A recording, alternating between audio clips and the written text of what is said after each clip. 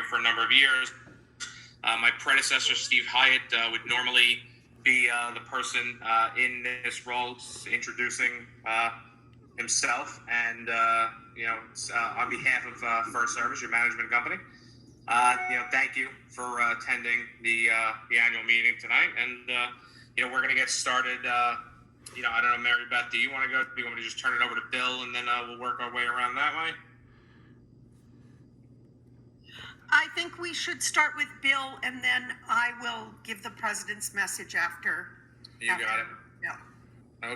Okay, Bill, I am going to, do you want me to make you a co-host? Do you need to share your screen? No. I'm just going to give my narrative of the goings-on of Dara Owners Corp. For the year 2021. All right. So for those of you that may not know who I am, my name is Bill Rank. I'm a partner at the firm of Bloom & Stripe. We are a firm that had gotten into this industry, the real estate cooperative and condominium industry, actually before I was born, 1957. It's a big part of what we do. We currently represent about 185 cooperatives and condominiums. And when I say we represent them, I bring your attention to the fact that we are certified public accountants. We are independent auditors, meaning that we work independently of your board and management. In fact, we maintain that independence very specifically because we don't, while your board is kind enough to hire me and my firm Bloom & Stripe, we don't work for the board. We work for every shareholder collectively, including board members too. But every shareholder of Dara Owners Corp. And we work for that entire group to gather the information from management, the financial information from management, the financial information where it may lie with the board. And then we put that information into the form of a financial statement. And we don't just take it at face value. What we do is we examine the internal controls at management. We examine and test the transactions that management undertakes on your behalf. We go out to third parties such as the utility companies, and we don't just take the expenditures that are made for utilities. In fact, what we do instead is we go and request consumption reports from the various utility providers. We go to the mortgage company, we go to your attorney to ask if there are any disclosures that need to be made. We could go to the banks and ask them to confirm the balances that have been represented to us that are on hand as of December 31st, 2021. And we did that again for you this year. And the reason why we maintain that independence is because we want you all to know as shareholders that when we put the financial statement together for you and we put our name on it, saying that it's fairly presented, it is done so by a firm that has no vested interest in its outcome. We are always happy to assist your board and management with questions and advice that may arise, but we don't have a vested interest in the outcome of the financial statements. And so we put that financial statement together again for you this year. We audited it. We put our name on it, stating that it's materially accurate and fairly stated. And let me tell you a little bit about what has been happening in your cooperative and in many other cooperatives. It's no surprise to anyone that 2020, 2021, and even into 2022 now has been challenging times for cooperatives, for virtually every business, but specifically for cooperatives because, and condominiums and other rental properties even, because to a great extent, up until recently, your hands were tied from a legal perspective. If someone chose not to pay, there was very little you could do about it within reason. But by and large, a good portion of your cooperative has proven to be cooperators. They work together.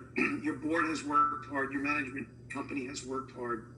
And you've gotten through 2020 and 2021. I'm not going to say it was without challenges. You've got a $6 million budget that is collectively the cost of running your homes as this cooperative with the various 8 buildings, maintaining the grounds, maintaining your payroll staff, paying your real estate taxes, heating the place, electrifying the place, supplying water to it, getting proper insurance, making certain repairs as needed, complying with all the city's local laws. And those are many, trust me. So this past year, you operated at a deficit of $273,000. I mean, that's not a small deficit, but it was manageable because as of the end of 2021, you still maintained a good financial condition, but we don't want to see that go on forever. We can't operate at deficits endlessly because a deficit seriously means that when you operate at a deficit, you are spending more than you're taking in. So we don't want to see that go on for too long. But you did operate at a deficit. And again, no surprise to anyone, heating cost was a big driver of that deficit. We had a budget of $402,000 and we expended $564,000. That is $162,000 or greater than 25% over budget. There's not a whole lot that can be done in the heating area. You know, you're subject to one uncertainty, and that is degree days and how cold it gets. And the other portion of it is the commodity price, which again, you might be able to shop a bit, but there aren't that many shows in town when it comes to heating and heating commodities. So you were approximately $162,000 over budget in heating alone. Electric and gas, another $100,000. We had a budget of $432,000, and we had an actual expenditure of $535,000. So these were things that we have to keep a close watch on going forward, because bear in mind that the numbers I'm giving you tonight are numbers for commodity costs before there ever was a Russia-Ukrainian situation. And prices had already spiked and inflated over the course of 2021. They only went up from there. So we really have to watch this carefully and monitor it. We don't want it to get away from us. Payroll costs. We saw some savings there, thank goodness, because we needed some savings to offset some of the over expenditures in utility costs.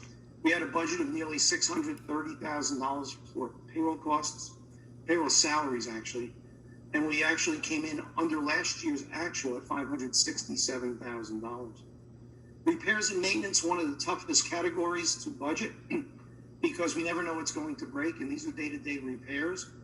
We usually budget a 4-year moving average because we don't know whether we're going to have a good year or a bad year, but we don't want to budget for either one. We want to budget for what is reasonable.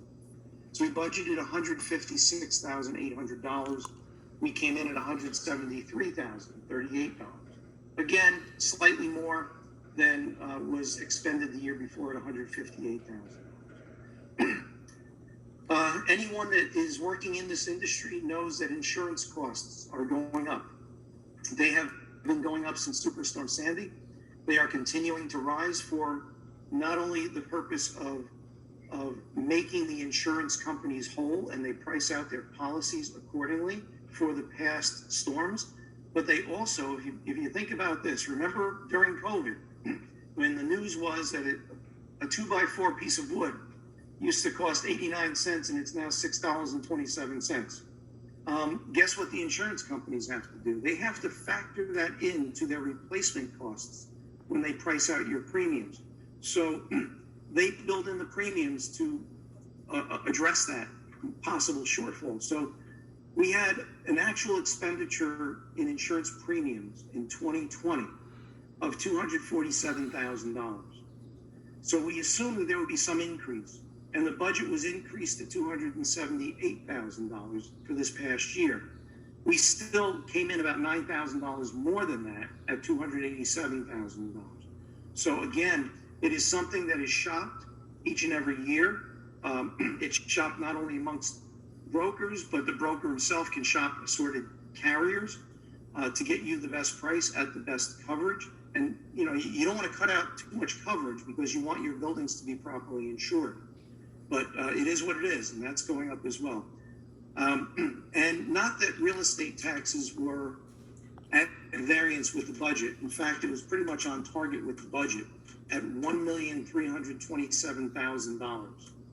That doesn't give you anything other than for the privilege of being having your real estate located in one of the 5 boroughs of New York City, and allowing the New York City Sanitation Department to pick up your garbage and the police to patrol your streets and maintain the streets.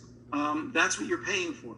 And that represents about 23% of your entire budget right there.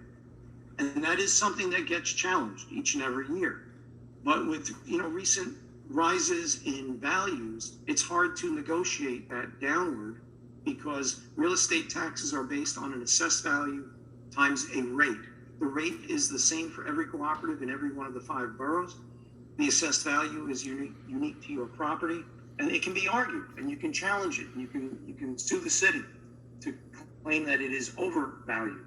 But very few tax certiorari attorneys have been successful, and they only get paid when they get you money back. So they haven't been making a whole lot of money lately.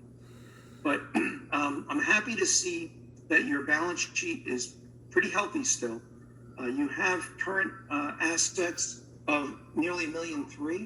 You have current liabilities at about $1.45 million, but part of that is the current portion of the mortgage, which we don't have to count as current because that's going to be funded through next year's carrying charges. So we have about $1.3 million in current assets, and net current liability is about $980,000. It only has to be a 1-to-1 ratio. It's better than a 1-to-1 ratio. And in addition to that, you have $762,000 in your reserve fund at the end of December 31st, 2021. What is the reserve fund? The reserve fund is that savings account that has been funded either through usual contributions annually, which is not the case in your particular situation, or through refinancing of your mortgage, the underlying mortgage of the building, which is the case in your situation. And that money, excess money, was taken out to fund what had gone on over the past 1.5 to 2 years. And that's the facade work, the Local 11 project, which over the last 2 years, you spent nearly $1.3 million doing that. And considering that rates are as low as they are today, I think it was a wise decision to borrow money for that purpose, rather than having an assessment for that purpose. Right now, you have a $24 million loan at a rate of 3.99%, and that is, even though that may have seemed high a year ago now, it is certainly lower than what you might be able to get today. So things are always changing. The board continues to work hard to make sure that they strike that happy balance of keeping your cooperative, because it is your home, keeping your cooperative financially sound and stable, and at the same time not overburdening you so that you can hopefully remain sound and stable as well, financially speaking. So I just want to thank everyone for listening tonight, and thank you to the board and to management for a job well done through these pretty tough times. Okay, thank you. Thank you very much, Bill. So if there are any questions related to the financial statement and the financial statement only, you can enter them in the chat feature at the bottom of your screen. Bill, if you can just hang out for a few minutes to see if we get any of those questions. I think they have to enter them in the Q&A, don't they? Yeah, the Q&A, that's what I meant. The Q&A at the bottom of the screen. For people who are familiar with Zoom, the chat feature was disabled for this meeting. Let me say something for that. Since maybe some of them might not be able to speak the language, write it down. Is there a way that they can speak up as well? They don't have the access to say and ask a question? No, they would have to enter the question in the Q&A feature, and again, it would have to be in English. So there's no option that they can speak? No, they were told that they could submit questions via to Jermaine prior to the meeting. I got it. My question is there a way that they can ask the question the way I'm speaking? No, they aren't. No. There is no way. A question came in through the Q&A, asking if our rate was fixed. And yes, it is a fixed rate. It is, yes, correct. 3.99%. And that is fixed until its maturity date on May 1st, 2033. There are some other questions coming in, and we will answer them when we get to after Bill's done. If there are any other financial questions, please put them in the Q&A now, the financial questions. Can I just make a comment, Rosa? I just wanted to give you my experience with these virtual meetings. Virtually every meeting that I've attended, and I've attended hundreds now, the most organized way to conduct a meeting is to allow questions to go into the Q&A area, and then the coordinator of the meeting reads the questions so that it's not a whole, because not everyone can have their microphones turned on at one time. We wouldn't be able to understand anyone. Bill, I've been in meetings for more than 2 years already. I work remotely myself. Mm-hmm. Okay, I work for the Postal Service. And there's ways that they can raise their hand and ask questions. I'm just saying because for me as a Hispanic, if I live here, sometimes it's hard for me to write something, and we have a lot of Asian community here that maybe they want to say something and they don't know how to write it. So I'm just trying to make it easier for the shareholders. That's what I'm saying, you know? Right. Mm-hmm. So I know that there's a way that we can make it available for them, that they can raise their hand and they can say it if they want to speak up. That feature was not enabled for this meeting, Rosa. We'll have to consider it for future meetings. So something like that, it should have been available for the shareholders, especially that we waited for a long time for this meeting, and you know that they should have been available. Sorry to contradict you or to say something that I shouldn't be saying. No, you're not contradicting me. I don't disagree with you. I think that I have been in meetings where there have been hundreds of attendees, and they always disable the ability to speak in those, and we had no way of knowing how many people would show up.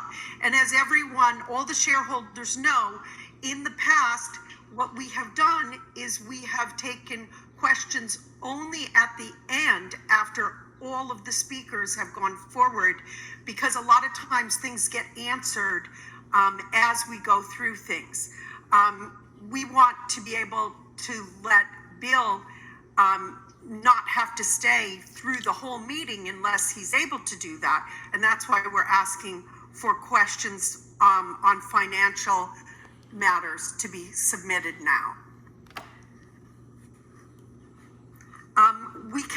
We'll keep checking to see if additional questions come in on financial matters, and I will deliver the president's message for the co-op so that shareholders know the main items that the board, have dealt with over the past couple of years.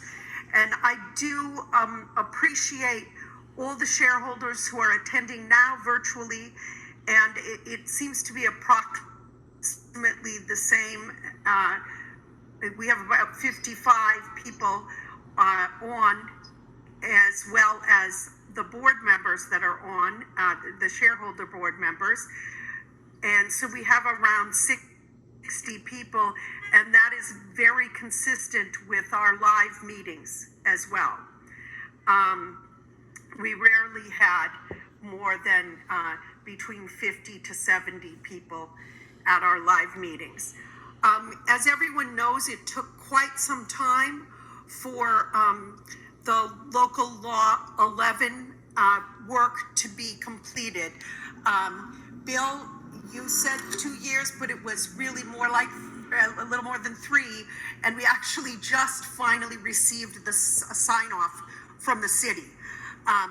And so that was a lot of work. As people know, we not only did the local law 11 work, which is the facade work, but we also did the roofs. All the roofs were replaced.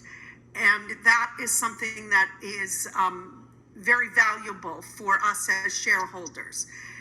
we, I saw there was a question about maintenance increase and frustration over the fact that maintenance increased. A number of shareholders have mentioned it to me. A number of shareholders have mentioned it to other board members.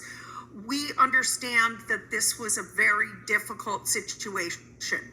I want to everyone to recall that we have not had a maintenance increase for operating costs for more than 10 years. We had a maintenance increase to cover the increased cost of our new mortgage in 2017. But prior to that, the last increase, I believe, was in 2010 or 2011. We have heard from many different shareholders that they would prefer for us to increase a small amount every year as opposed to increasing only when we need to. We're certainly going to consider that, and we look forward to shareholders giving us, the board, more information on what you prefer, because it's really important that we get some feedback. We started a newsletter. I'm in the process of drafting the third volume of that newsletter. Anybody who wants to submit something or thinks there's something that should be addressed in the newsletter, please let Jermaine know. It's better for you to let Jermaine know than for you to stop one of us when you see us in the courtyard, because we might remember to put it in, or we might not remember, when you're just telling us something, whereas Jermaine will write it down and he will tell us, hey, a number of shareholders have come in and they want to have the board address the following issues. We are in the process as the board. The next big item on the board's agenda is to plan for garage repairs. New York passed a law requiring inspection of garages periodically, the same way they inspect facades. And it would be, this is something that we are trying to do to get ahead of the curve, so that when we have our garage inspection, ideally we will have made some very needed repairs to the garages so that we have a good inspection when that comes up.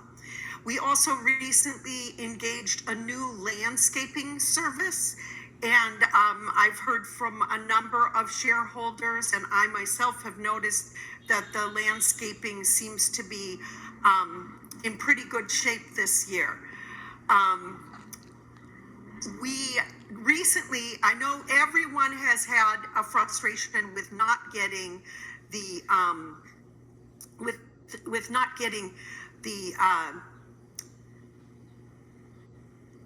electric charges regularly on our bills, and this has been frustrating for all of us shareholders here, because we have no idea of how much we're using and what we're going to pay, and we're trying to catch up. Jermaine informed me that they just received all of the past due electric bills, and they're going to be putting 2 months worth on each month on your maintenance, so that you can catch up. And then we will get a summary of the whole year.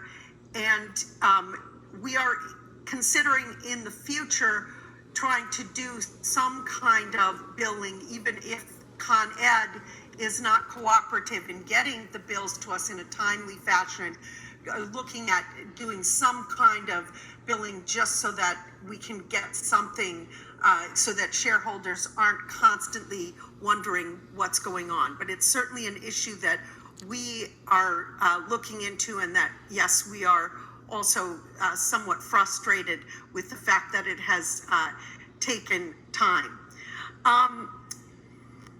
The other major need that we have here in this cooperative is we really have a need for new board members. The board that currently is here, I'd like people to, like you see Rose is on the board. If people can wave or call attention to yourself so that people can, shareholders can see you. Simon is on the board, and Rosa is on the board. Also, Zev is on the meeting. He is on the board, and Rob is on the board. And Rob, thank goodness you're off the LIE. I'm happy for you. We have been on the board for quite some time, and and I have to say, for the most part, the board, we work together pretty well. Most of us are very conscientious. We are respectful of one another, and it is an important job. The job of the board, as most of you know, is not to deal with little things like, my such as there's a problem with my front door and I need to get it fixed. Well, that's what the management company is for. If there is a problem and management is repeatedly not paying attention to it, any shareholder can write a letter to the board, give that letter to Jermaine. Jermaine will give us the letter and we respond to that. But just so you know, our primary duty as board members is to ensure the financial health of the corporation, and to ensure that we, in fact, make sure that our homes stay in good repair and that the finances of the cooperative stay solid and sound. Those of us who have been on the board, we have been on the board for a very long time. Simon is our newest member, and I think Simon's been on the board for 4 or 5 years now. And as if you don't know, being on the board is a volunteer position. So all of the shareholder board members really do spend a lot of their own personal time to try to ensure that the co-op is in good financial health and that we keep major repairs in line and in order. It is super important for people to be on the board. And I'm not saying that any of us on the board are tired of being on the board, but some of us are tired of being on the board. And we would really welcome some new folks on the board. We have started holding all of our board meetings via Zoom, and it really works well because then if a board member is out of town, unlike a lot of boards I've heard from Stephen and from other folks at First Service Management, that many co-ops, the boards are comprised of people who are retired. That is not the case with our board. Our board is a very active board. People are still in their careers. People have a lot going on. People have families, and it is a lot of work to be on the board, but it's also very rewarding. It's really great to see when a project gets done. It's really great to know that you are taking care of the business of the co-op, and it's just really important that we have more people join the board. Just so you know, because we haven't had a quorum for many years, what has been happening is people will come and they will submit interest. Usually you notify Jermaine that you're interested in being on the board, and then Jermaine will notify the board, and then we'll invite you to come to observe a board meeting, and we will kind of interview you and find out why you're interested in being on the board. It is super important to realize, don't join the board because you want a pet project to get done. or because you think that your unit needs improvements and you want something to be done with your particular unit. It is not a job that allows you to do individual things. And in fact, if there is something that involves your particular unit that the board has to vote on, then you as a board member can't even vote on that because you have a financial interest and therefore you have a conflict of interest, and you can't vote on issues that are particular to your own unit or to you as a board member. But it is very rewarding to meet like-minded people, and our board is so diverse. We have people of multiple ethnic backgrounds, multiple cultural backgrounds, people who are here, born and bred in New York, and many of us, most of us on the board, we moved here. We weren't raised here. But it has been so great for me to get to know each of the fellow board members. And I really am hoping that some of you will consider joining the board. I did put on the last newsletter, I put my email address. If anyone wanted to contact me via email, I would be happy to talk with you about what it's like to be on the board and help you prepare if you want to join us. And I know that Rosa and Rob and Simon and Zev, if you see us and you want to stop us, I tend to stop you folks and say, hey, you really seem